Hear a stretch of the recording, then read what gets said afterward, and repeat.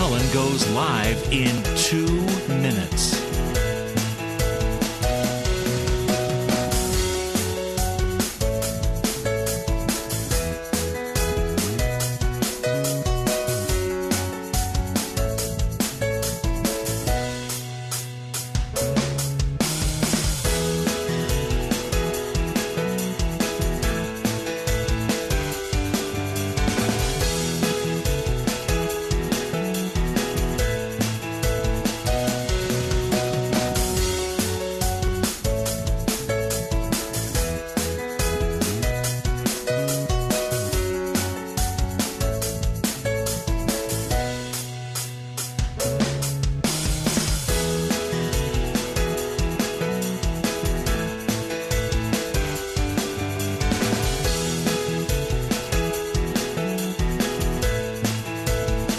Lynn Cullen live in 1 minute.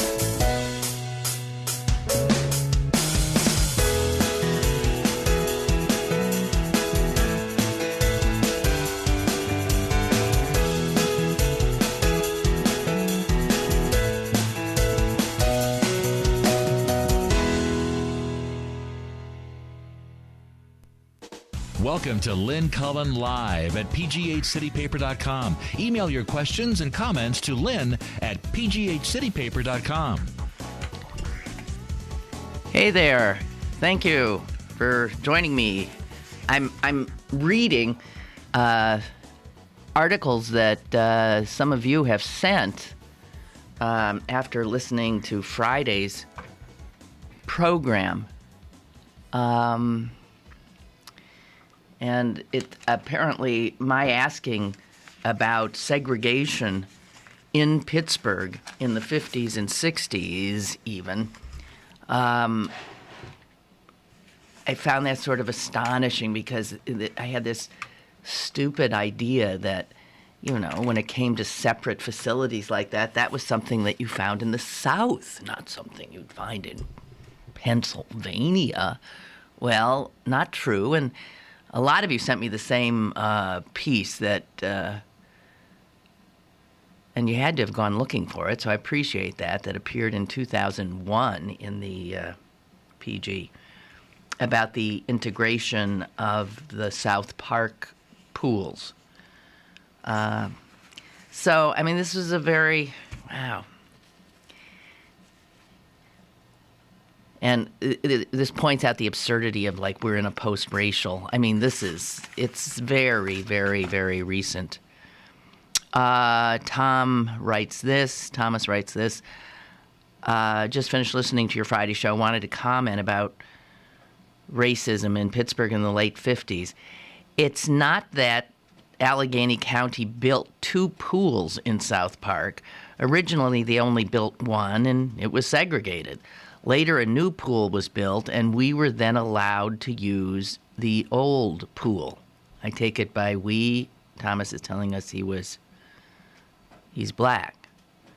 There were no signs telling blacks that we were not allowed in the new pool. It was just understood. And Thomas is one who sent me the article. 2 others sent me the same article about the day a black minister took 6 of his congregants over to the new pool, the white pool, and jumped in.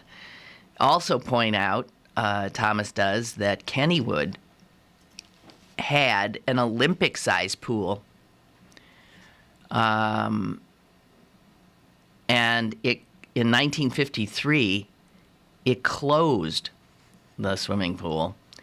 And it's generally believed that Kenny would close the pool because they feared they would be forced to integrate it. Park management never said that. They made excuses about, oh, the filtration system is leaking. Although the pool was somehow temporarily used for a boat ride feature, the pool eventually reopened in 1955 to both black and white swimmers. And Thomas says, while it was open to black and white swimmers, it was still understood that blacks were not welcome.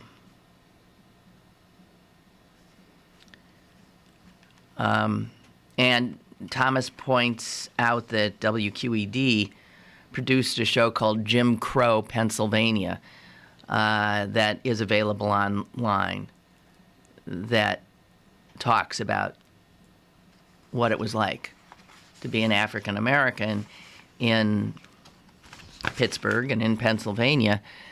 In the Union, all the way up into the 50s and even the 60s. That's the thing. Even early 60s, there are these efforts. But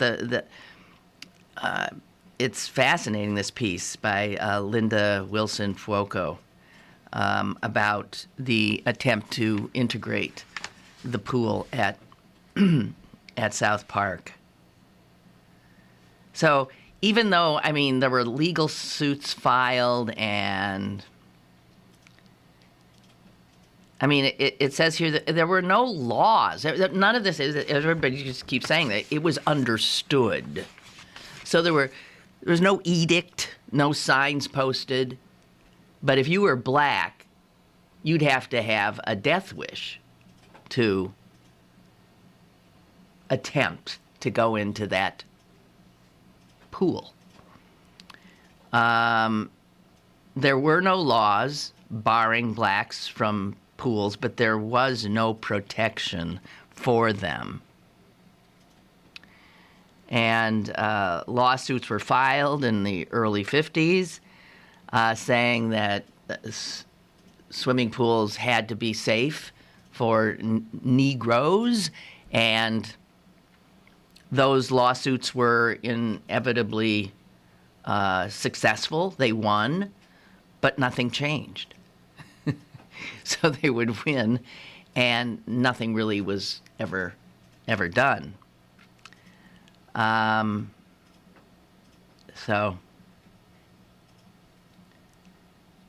even when they finally sort of get things integrated at the South Park pools, it's 1963. Most blacks continued to swim in the black pool, but obviously a few made a point of going to the white pool. And the county officials, as late as 63, were still only putting black lifeguards in the black pool and white lifeguards in the white pool. That was 1963. And again, a hue and cry was raised by the NAACP and other groups, and they eventually started rotating the lifeguards. So, I mean, again, that to me that's recent history. And here's some, I mean, again, interesting history here. So in 64, the Allegheny County Commissioners changed the name of Sully's Pool, that's the white pool, to East Drive Pool. And admission there had always been free. But the commissioners decided it wasn't going to be free anymore, and they were going to impose a 50-cent charge for adults to use the pool and a 10-cent charge for children.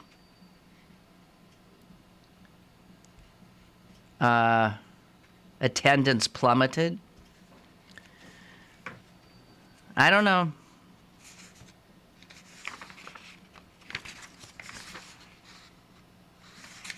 I think all this came up because somebody had written an op-ed piece about the 50s, which so many white people pine for, some gauzy memory of life in the 50s. And one of the reasons they loved it is because they were on top. And an African American wrote a response piece saying, the good old days weren't the good old days for us. And it just brings to mind again that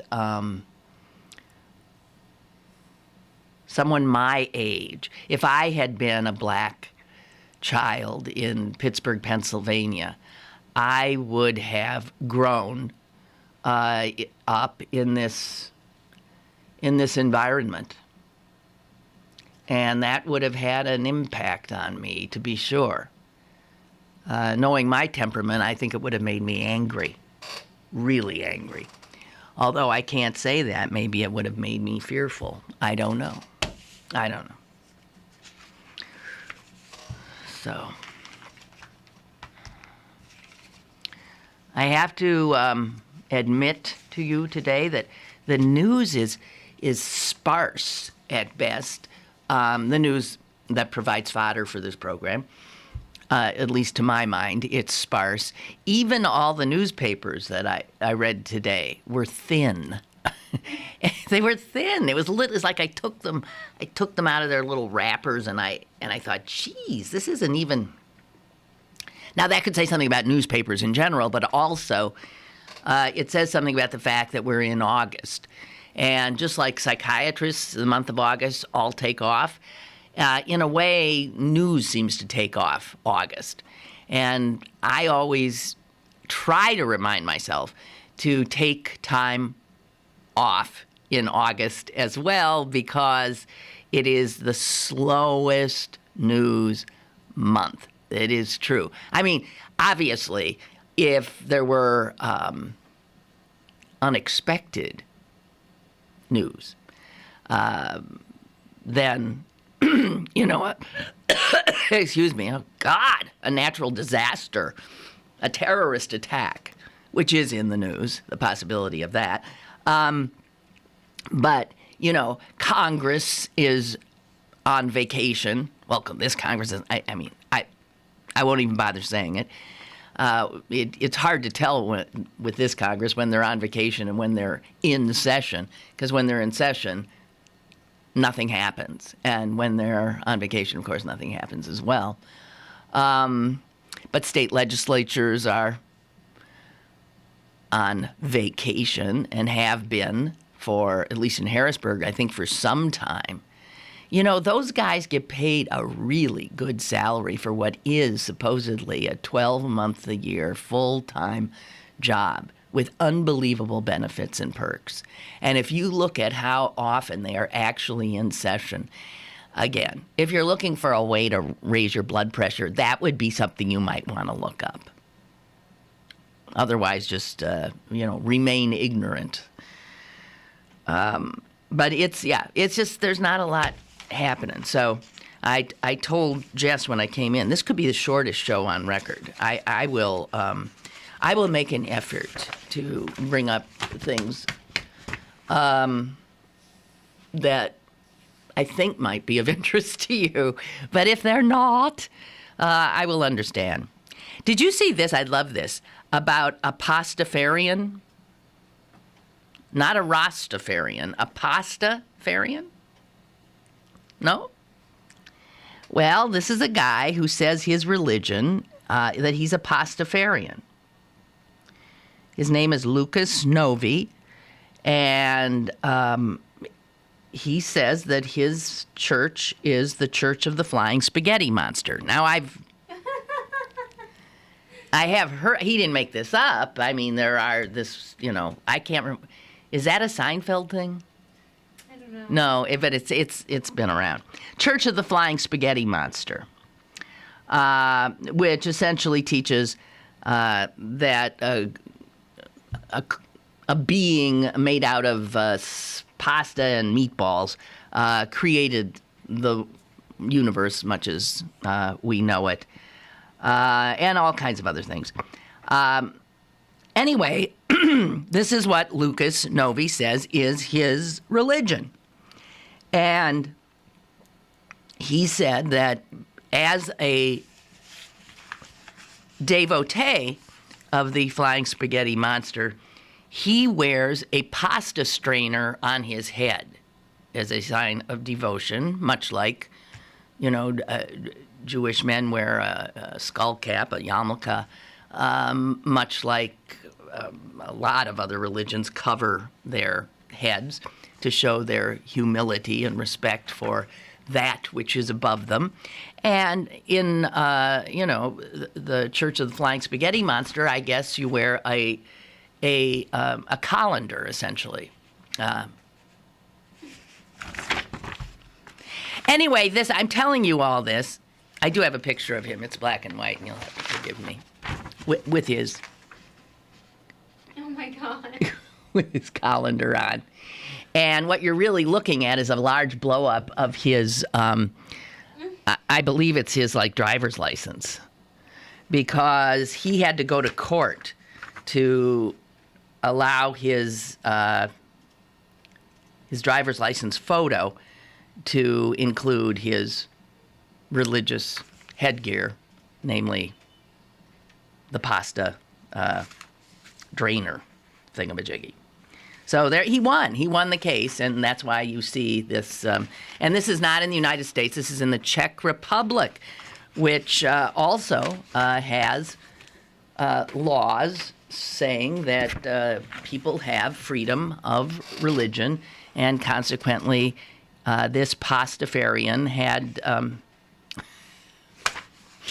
had the right to wear his religious headgear in his ID card, it's government ID card. Okay, so when I said slow, I wasn't kidding. I mean, slow news.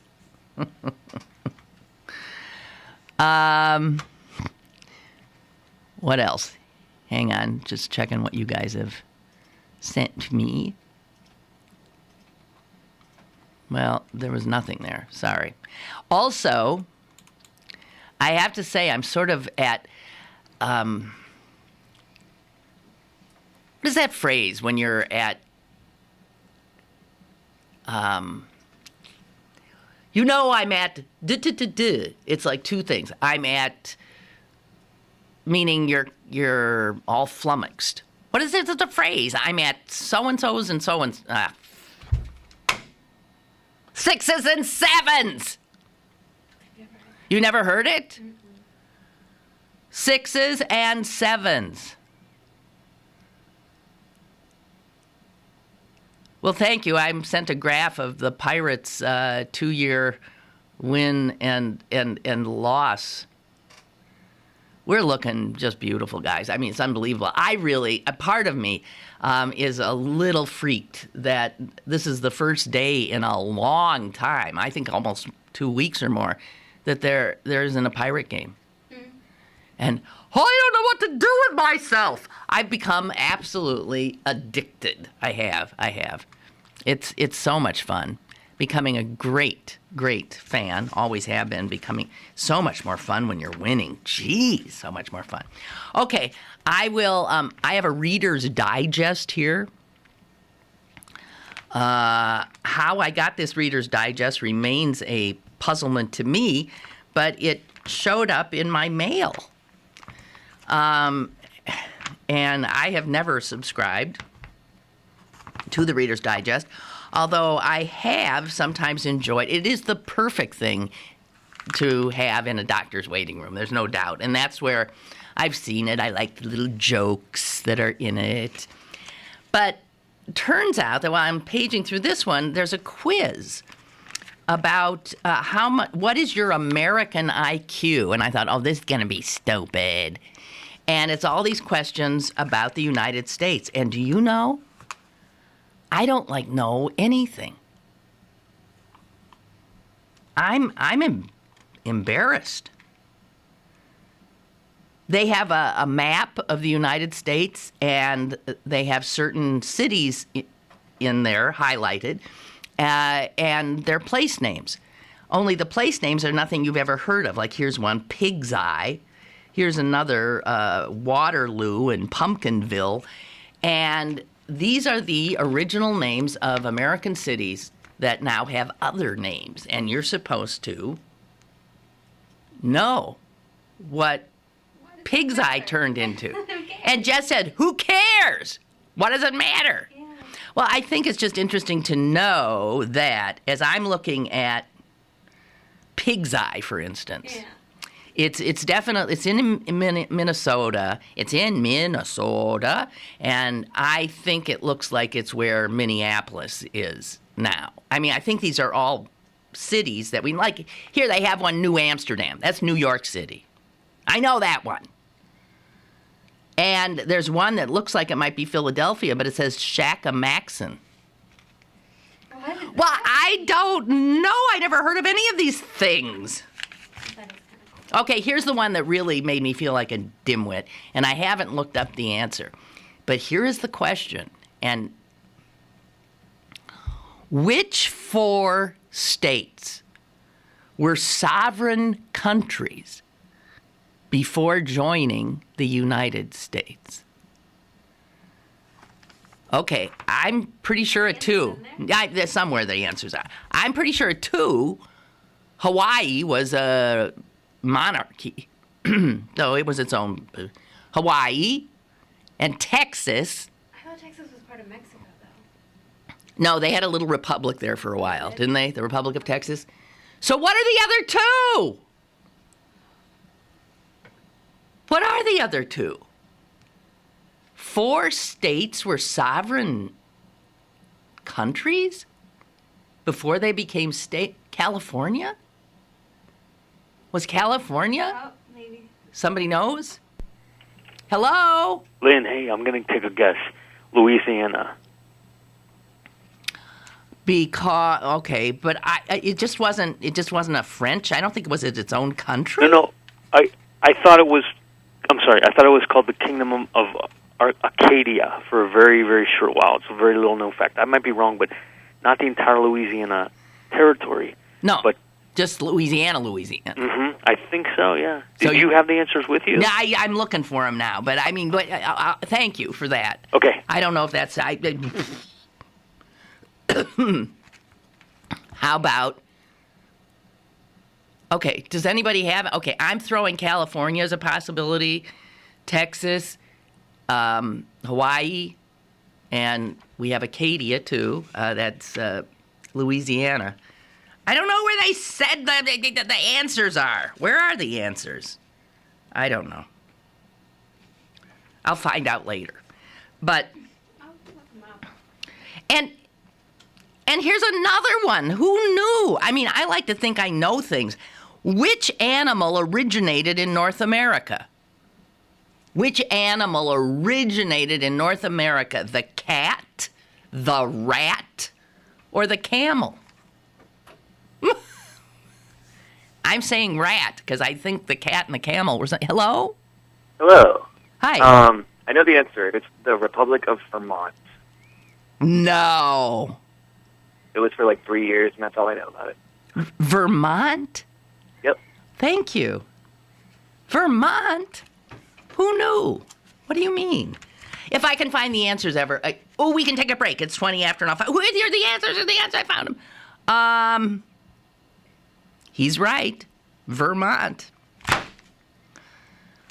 I want to know more about that. That is bizarre.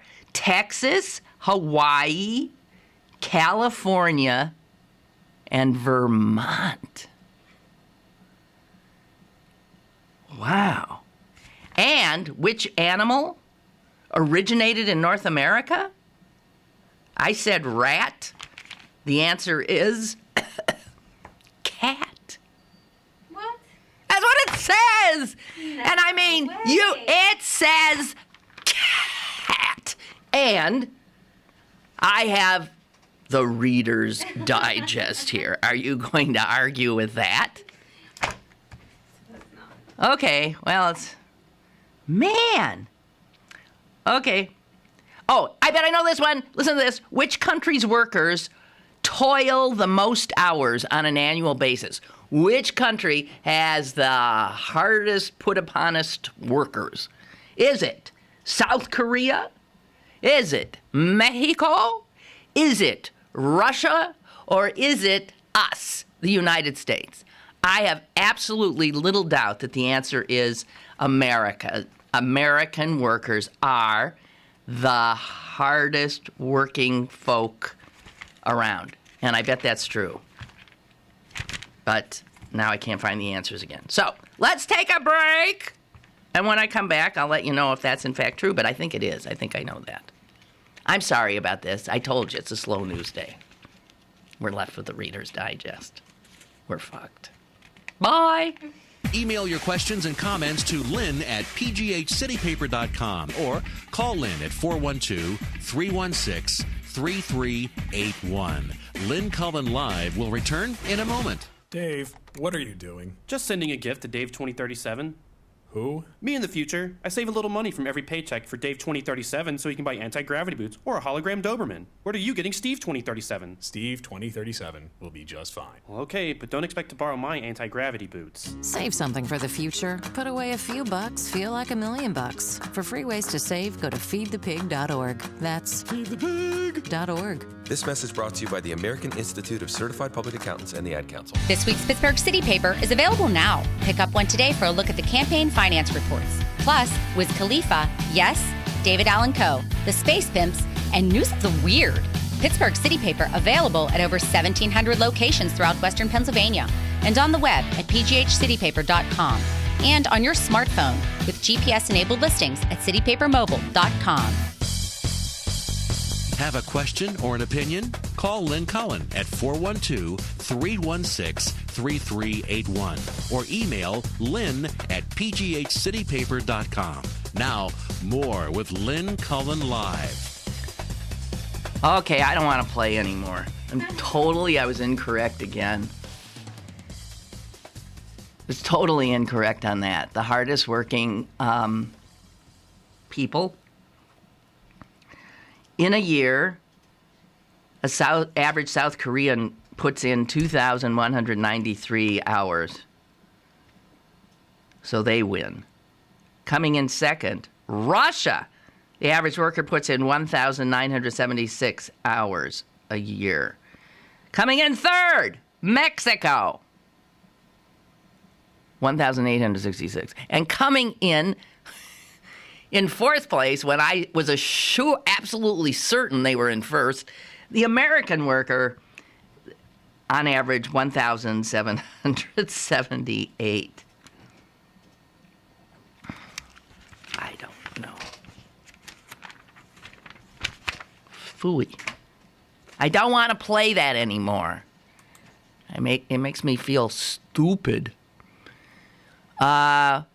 Some of you are writing. I love you. I love you. A lot of you are writing.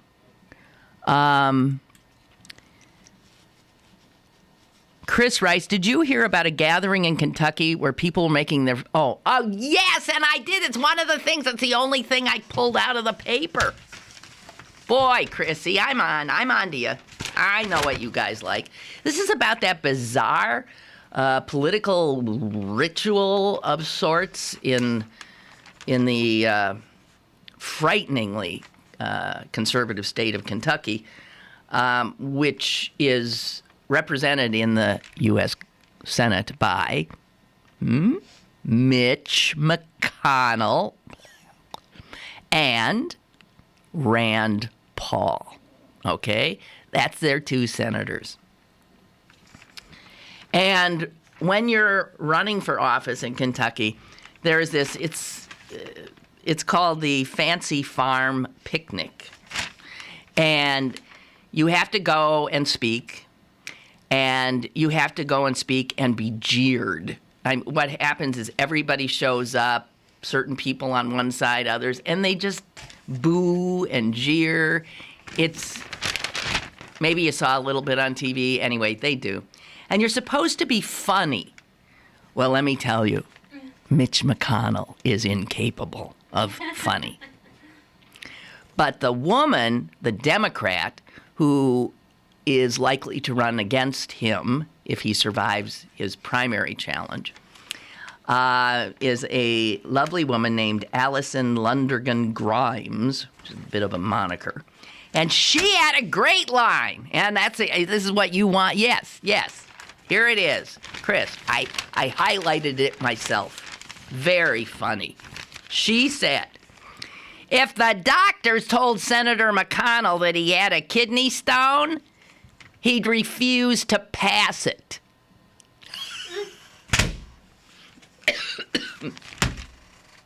Believe me, that was the funniest line. Here's what Mitch McConnell thinks is, I guess, funny. As long as I'm in the Senate, Kentucky will have a voice instead of San Francisco and Martha's Vineyard. Martha's Vineyard, by the way, was mentioned by more than one speaker. It's one of the ways that you get Kentuckians to love you. If you disparage Martha's Vineyard and San Francisco, and I ask you why, well, that's San Francisco, gay people, Nancy Pelosi kind of people. Martha's Vineyard, Massachusetts, where all those elitist rich people go. Clinton vacation there. I believe the Obamas have vacation there. So Martha's Vineyard, according to the New York Times, played a recurring cameo in the Fancy Farm lunacy. One of the Republican candidates stood up and derided his Democratic challenger and he vacationed at Martha's Vineyard. And, all hell breaks loose. He's lucky to have gotten out of there alive. I took my wife, he says, to Dollywood. Oh, God. It's slow news day. Chris has written about Nixon. Did you, and I was at a wonderful barbecue last night, and I was asked this same question. Did you see that special that CNN had on Nixon? And I had to say no. And now you're telling me it was repeated again last night. It's called Our Nixon, and you are saying what my dinner companions were saying. It is really good. Chris says, I was only turning 11 the year he resigned. Oh, you young stuff. So for me, it was really enlightening.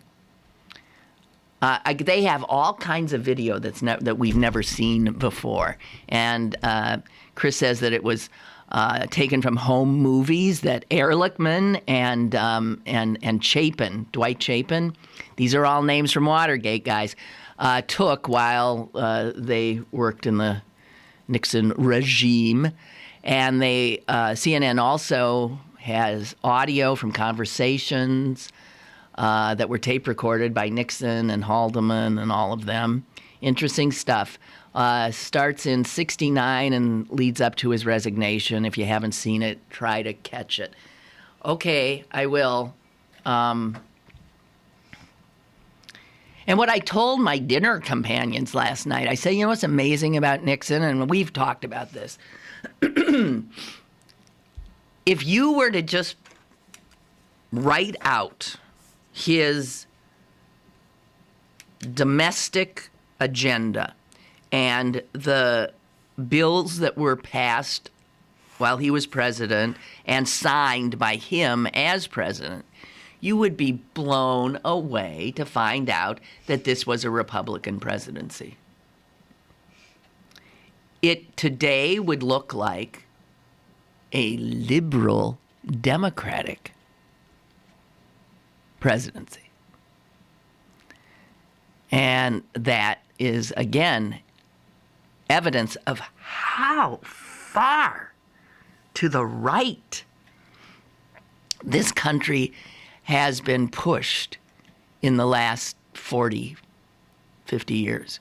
Really? I mean, Richard Nixon was like, he was like liberal, progressive. He would be labeled such today.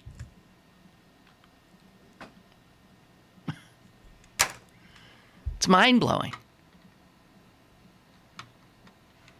These were, it's like we were, when Scranton died recently, looking at his record as a governor. These are Republicans. And man, unbelievable lengthy tomes will be writ about what happened to the Republican Party between, let's say, Watergate, between Nixon and the present. What happened? It's odd. I mean, they will never, as currently constituted, ever win a national election again. Now, there's only a national election every 4 years, and there's only one position in our government that is a national office, and that is the president. So, as currently constituted, and given the demographics of this country, there is no way the Republicans will ever win the presidency again. But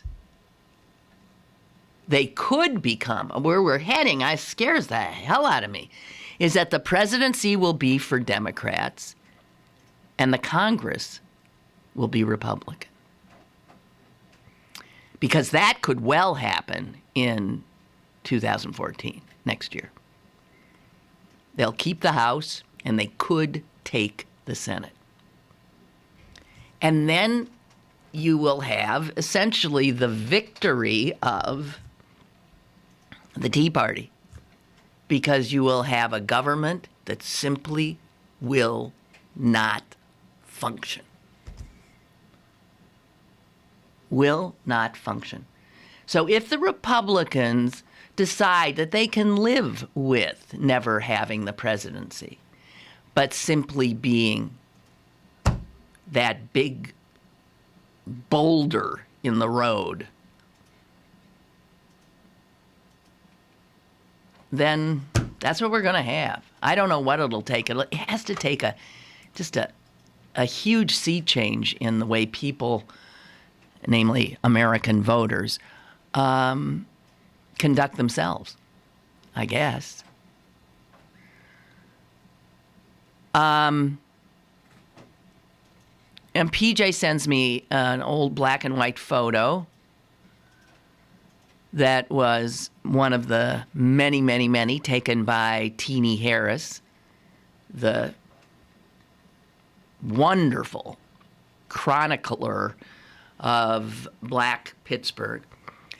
And this is a picture that is obviously taken, I'm going to say we're downtown here in Pittsburgh, and it's black women holding signs and picketing an Isley's. And just to set the date, in the Isley's, they're advertising a chocolate milkshake for 25 cents. But the signs they're carrying say, Isley's discriminate against Negroes by refusing to hire them as counter clerks. Unfair to Negroes. Buy where you something every... Well, there it is. And this is clearly 50s. So, PJ writes, so many white folks talk with nostalgia about Isley's in the good old days. Well, he says, here's a photo of Isley's in the good old days.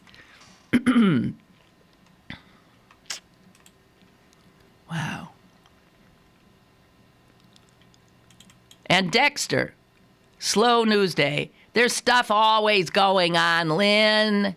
So it might be a slow, sexy news day, but here's a story of a young guy shot, I know, while trying to leave a altercation.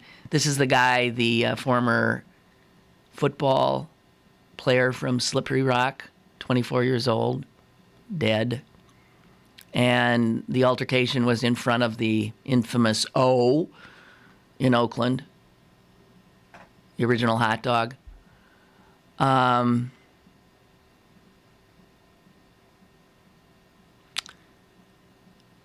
somebody turned themselves in. Did you see that? This is very odd because somebody went to the police the next morning and said, I was there. And, and confessed in some manner. And the police let that person go. Oh, I'm very odd. I don't understand it. And I have to admit, I haven't, I guess, been looking, going through the news coverage of it with a fine-tooth comb or anything. But Dexter asks a good question. Who decides which stories become the explosive national stories and which stories end up never, making just a blip on the radar of the national consciousness? It's an interesting question. And we know that we have lived through many stories of young women who are missing and or abducted, things like that. But they only those stories only take off if it's a white woman. So black women missing and or abducted never make the grade, do they? Can you think of one? No. So that plays a role. Also plays a role is if there is any news when the story breaks. I've never understood it either. Why does the whole nation know who Casey Anthony is? Or why does somebody know about one murderer or case when there are so many? I don't know. And Dexter says, sorry to be a downer. Have a good week. Thank you, Dexter. About that Pirates graph. That's the same graph, Ray. Here's a graph I've been keeping comparing this year with last year's collapse. Yeah, I know. That's the one. And I'm telling you, we're looking really good. We're looking really good. We're what? Still a game and a half up on the Cards, who have been beating up on Cincinnati, beating up on the Reds. Thank you very much. It's odd how it seems like we don't know how to beat the Reds, but we do know how to beat St. Louis. Doesn't that seem... am I misremembering that early in this season we had a 3-game series in St. Louis and we swept it in St. Louis? Am I remembering this right? I think so. And then they come here for a 5-game stand and we take 4 out of 5? Meanwhile, Cincinnati, they're rough. Just like we didn't used to be able to beat Milwaukee, who are now scraping bottom. But I bet if we were to play them, and I'm sure we will play them again, for some reason, I don't know. But yes, this is the year. Now, I admit I've been saying that for about the last 4, but this is the year. And if you're a fan, it is about as wonderful as it can be. Wonderful as it can be. So thank you very much. Did I take a second break? No. I did not? Well, then I think we'd better. Thank you guys, by the way, for all this. Thank you. Mwah! I love it, you. That's what my Athena used to say to my son, his nanny. I love it, you. I love it, you. I love it, you. I mean it.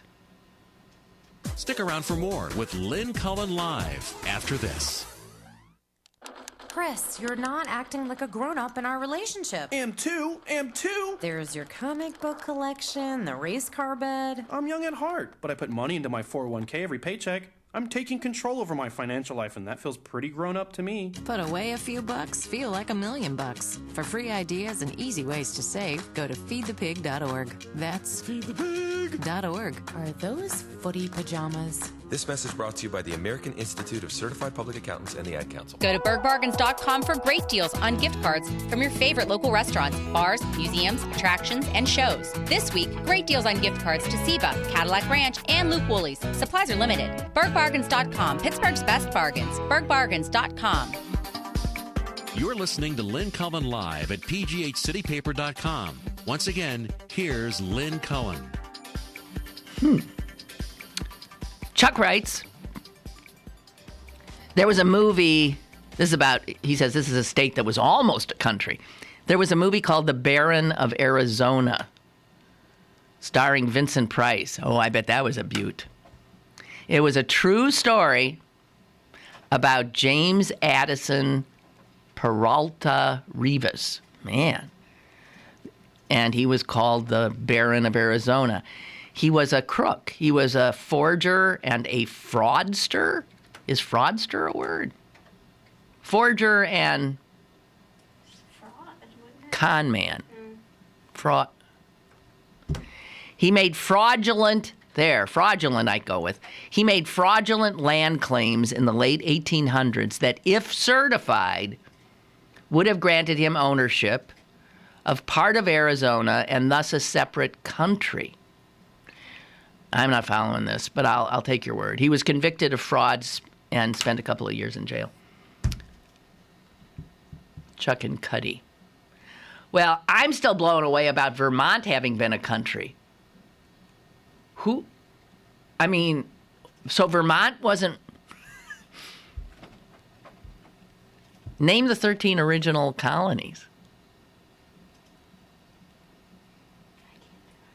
We could come close, couldn't we? I'll just look it up. Come on, Jess.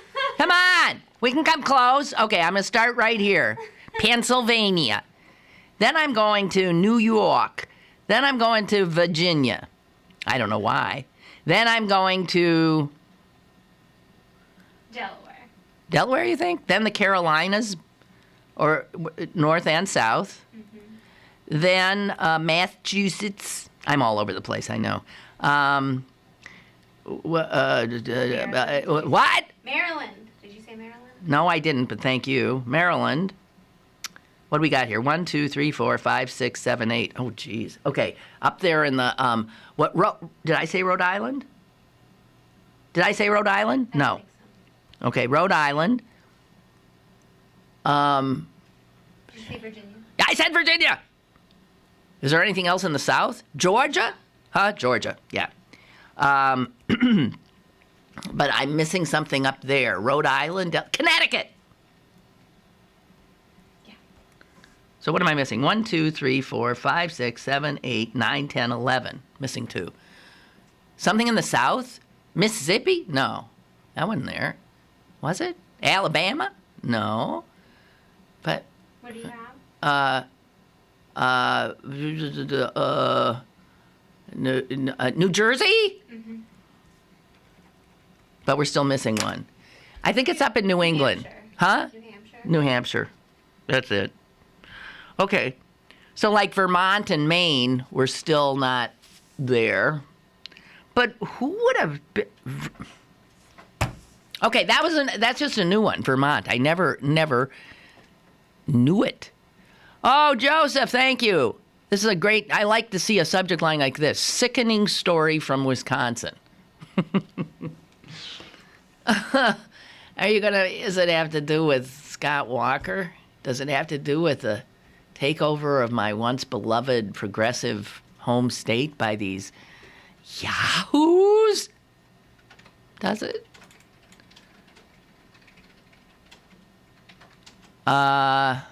It is, Scott Walker. Oh, please, spare me. Although I'll look. This is from something he sent me from Crooks and Liars. I've heard about this. God. You know, and Scott Walker, the governor of Wisconsin, is talked about very seriously by the Republicans as a possible. They love him because he beat back that recall effort and because he's so aggressive. Oh, God, I hate this. No, I can't do this story. Armed agents in Wisconsin. This has to do with militarization of all these. Armed agents in Wisconsin raid an animal shelter for a baby deer.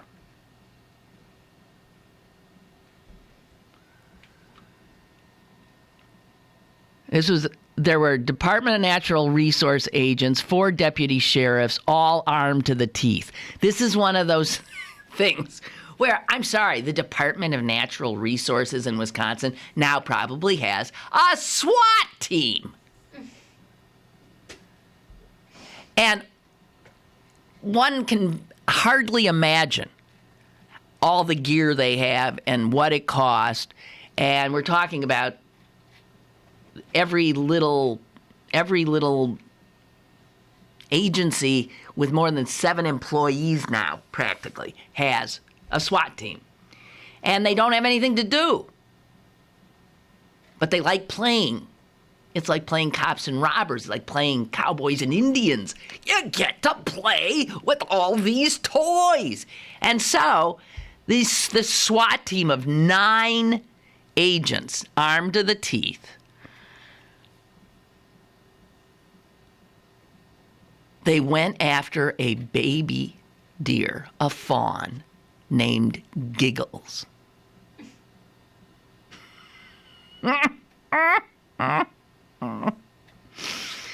I'm assuming this is because it's illegal to have a deer as a pet? Yeah, because it's considered wildlife and you can't possess wildlife.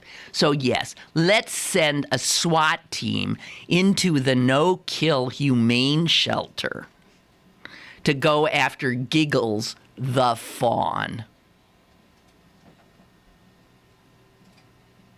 Jesus. What did they do? Don't tell me they killed the deer. No, they got the baby deer. They threw it over their shoulder. The deer was in a body bag. Oh my God, did they kill it? Oh. You know,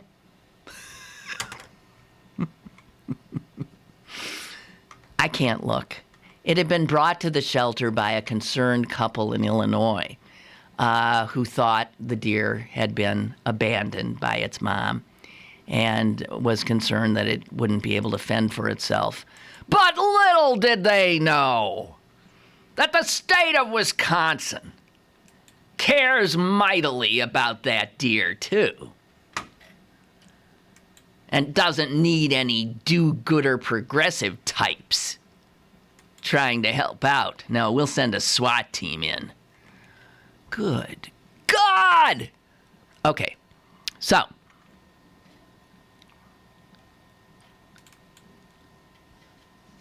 Okay, Ray says the better question is, what in the world are you doing with the Reader's Digest? Did you raid a doctor's office? Well, I guess you came in a little late, Ray, because I don't know how I came in possession of this. It was sent to me and arrived at my home in the mail. And because I can't not read, I found myself picking it up the other day, and came upon that. I love nothing better than taking little tests so I can show myself I'm so smart.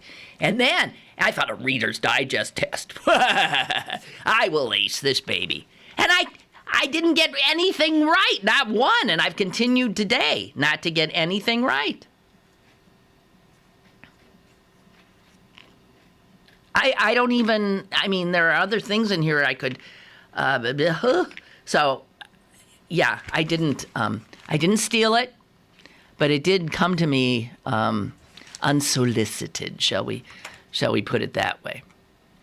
So the other story I did want to, Nixon again? Chris! Hang on. Lynn, you certainly wouldn't have said he was more of a liberal if you heard his comments.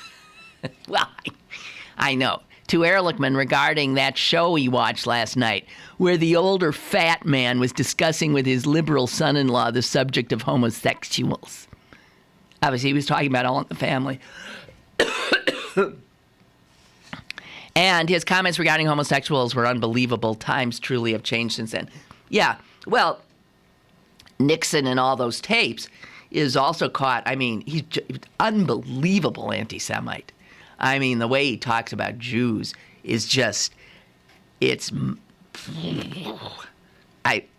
unbelievable. Just a classic anti-Semite. But I'm just telling you, environmentally, in terms of a lot of safety net programs, he would be considered a liberal, a progressive.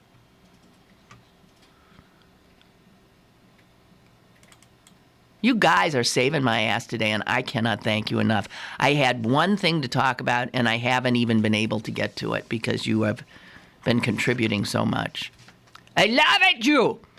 Lynn, I would be interested on your take. Why are the three religions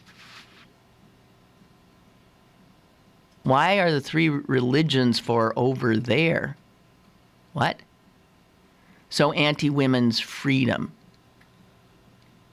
From the promo. You talking about what? This is a New Republic thing. This week's cover story is about the Orthodox, this is Jews. Okay, the Orthodox women of Beit Shemesh, which is a suburb of Jerusalem. They dress modestly and hardly consider themselves feminist, but they also live among an increasing number of ultra-Orthodox. Orthodox is not enough. There's ultra-Orthodox on top. It's sort of like, you know, if you look at sizes of detergent, the smallest one is like giant size, and then there's humongous, and then there's economy, and then there's... So the words cease to mean anything. Okay, so then there's ultra-Orthodox Jews who have a totally primitive view of women.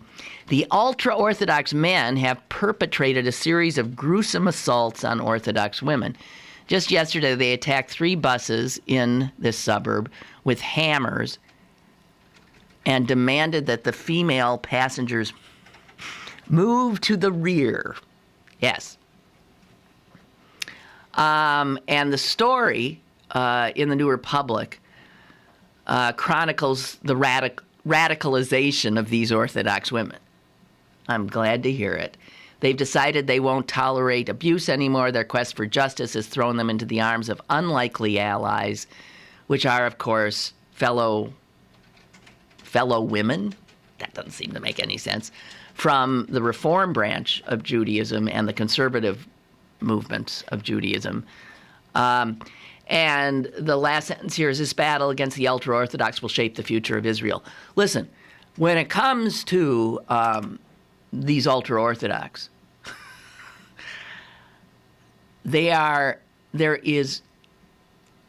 here's what they don't understand. They are a graver threat to the future of Israel than any enemy Palestinians or Iranians or anything. What could destroy Israel is inside Israel, and it's the ultra-Orthodox. That's what I think. So, yeah, you've got, I don't know. They have an undue amount of influence of this current government. And they're the ones who are building all those settlements. They're the ones. I don't know. I don't know what you do with these people, but I love the fact that Orthodox women are being turned into true feminists because of these despicable men. Despicable men. Don't even get me started. I'd like to really. You know, and as a Jew, whenever there is a story about Jews or Israel, and in a regular, mainstreamish kind of newspaper, and the accompanying photo is always of these ultra-Orthodox men, and it drives me crazy because I have no more affinity to them than I do to Reverend Sun Myung Moon and the Universalist Church.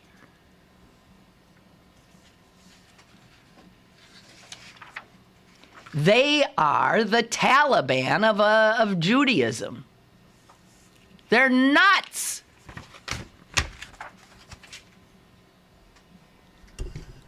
I will undoubtedly hear from some people about this. And it's okay with me. Okay with me. All right. And somebody wants to talk about the Venice Beach tragedy. What's there to say?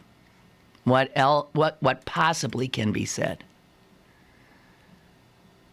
Some guy willfully took his car onto, like a boardwalk or something there in Venice Beach and literally tried to run over as many people as he could. It's hard to even conceive of that kind of thing.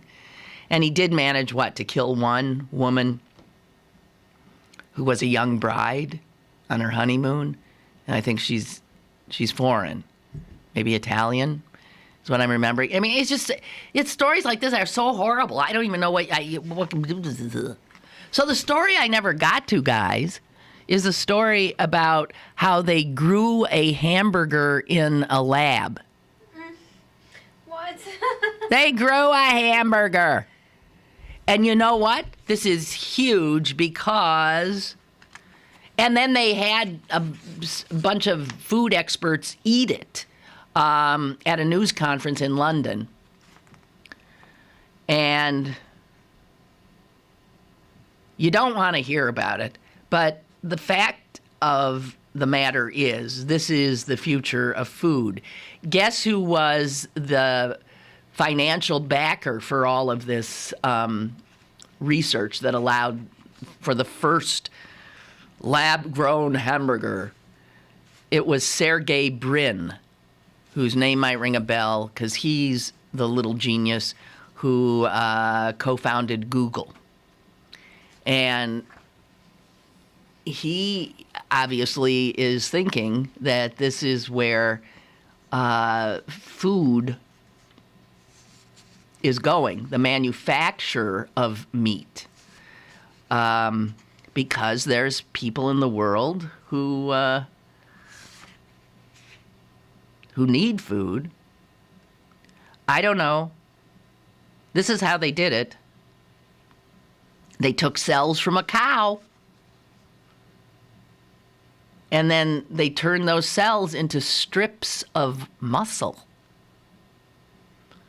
And then they took that muscle and ground it up and made a patty and made a burger.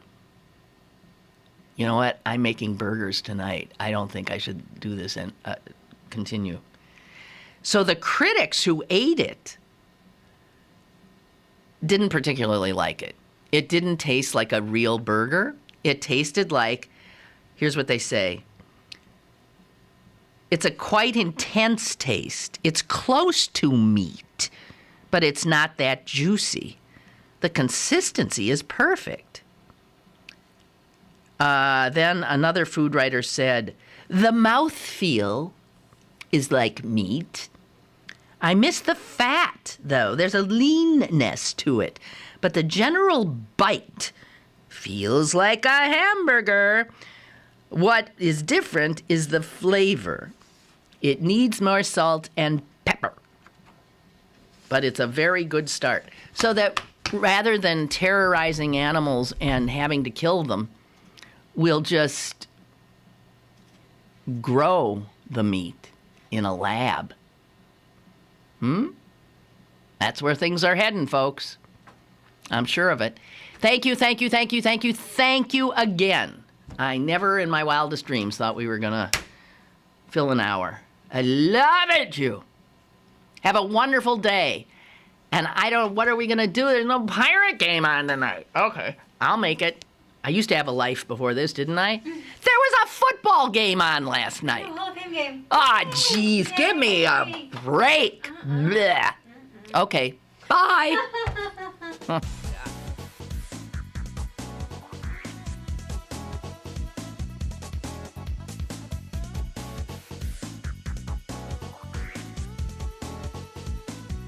Lynn Cullen Live, Monday through Friday from 10 a.m. to 11 a.m. and archived at pghcitypaper.com. The opinions expressed on Lynn Cullen Live are those of the host and do not necessarily reflect the viewpoints of Pittsburgh City Paper, Steel City Media, and its advertisers.